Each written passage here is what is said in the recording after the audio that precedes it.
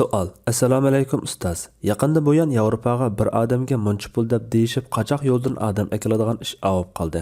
Qochoq yo'ldan Yevropaga odam akilishning dinimizdagi hukmi nima? Javob. Va alaykum assalom va rahmatulloh.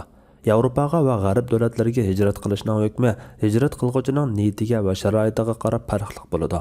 Bu vaqtda ayrim fatvo yozilgan. Hijrat qilsa bo'ladigan zarur ahvoldagilarni deyishib qochoq yo'tkisi joiz, lekin bexatar yo'tkab bo'lgandan keyin pulni berdiganiga deyishish kerak. Shundala to'xtam to'g'ri bo'ladi. Ammo oldin pul olib keyin yo'tkalmasa, putushkin xizmatni sunolmaganlikdan olgan haq halol bo'lmaydi.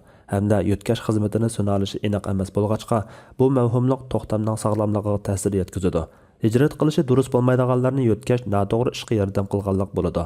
Bu ishda yana har bir yo'lning g'arq bo'lish va tutilib turmaga solinishdek xatiri qanchalik, ko'pincha ahvolda salomat manzilga yetib borolmamdu, yo'lovchilarning turmaga solinish, nachar muomalaga uchrashdan qo'rqish va u yerdan qachishdek zaif holidan moddiy foydalanib olish va qahti-so'xti qilish bormi yo'q, bu ish odam tijorati doirasiga kiramdi yo'q, qochoq yo'lovchilar xotirjam turadigan bir davlatning nopusini olganmi yoki har anda tutilib yo'lga solinish xavfida yashayotganlarmi degandek ahvol omillarmi ko'zda tutilishi kerak. Xatir ig'ir bo'lsa yo'tkash to'g'ri bo'lmaydi. Qo'limizda yo'lning ahvoli, yo'lovchining maqsadi, sharoiti haqida ma'lumot yoki statistika bo'lmaganlikdan buning hukmini har kim o'zi dangsab bila oladi.